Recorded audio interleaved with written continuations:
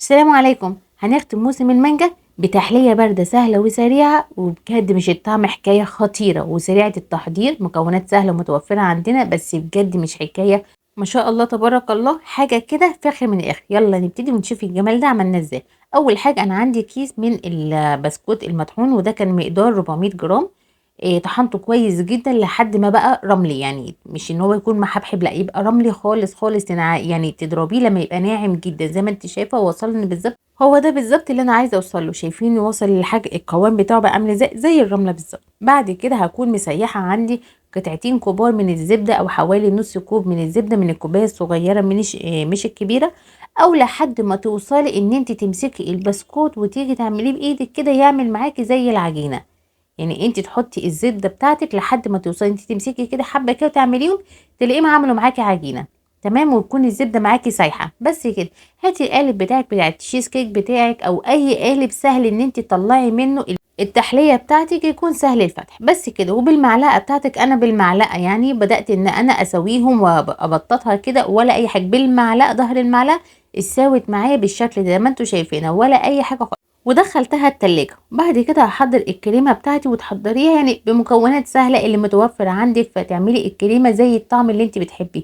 فانا جبت عندي، يعني كان عندي جبنة مثلثات في البيت مع كريم، مع كيس كريم شانتيه.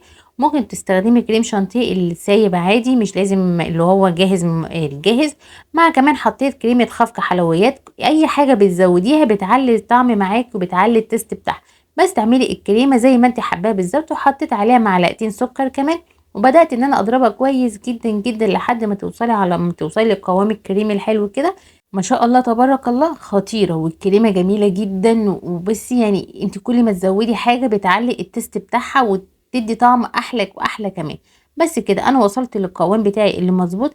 جبت بقى صينيه التشيز كيك بتاعتي، وابتديت ان انا انزل الكريمه عليها من فوق. يعني هي حاجة سهلة جدا ان انت تعمليها، وبجد يعني مش طعمها مش خطير، حكاية بجد يعني ما شاء الله تبارك الله. تحفة تحفة تحفة. برضو بالاسباتوله بتاعتك كده، وابتدي ان انت توزعي الكريمة بتاعتك وتدخلي على الفريزر بتاعك على طول عشان تمسك معاك. بعد كده انت بقى شكلي وحطي اللي انت عايزاه. فانا الاول حطيت كده زي شكل السلحفة، يعني المانجا بتاعتي، وبعد كده شلتها.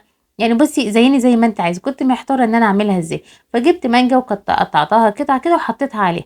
عايزه كمان تخلي القوام بتاعها متماسك اكتر، ممكن تجيبي باكج جيلي مانجا، وتروحي جايه حاطه عليها كوبايه ميه من اللي هي تكون، يعني اعملي بكوبايه واحده بس، نص سخن مع نص ساقع عشان يبقى جامد معاكي، الجيلي يكون جامد وماسك كويس جدا، وتحطيها عليه وتدخليها التلاجة لحد ما تتماسك. بس انا فضلت ان انا اسيب، يعني عايزاها مانجا خالص، ولا عايزه احط جيلي ولا اي حاجه خالص.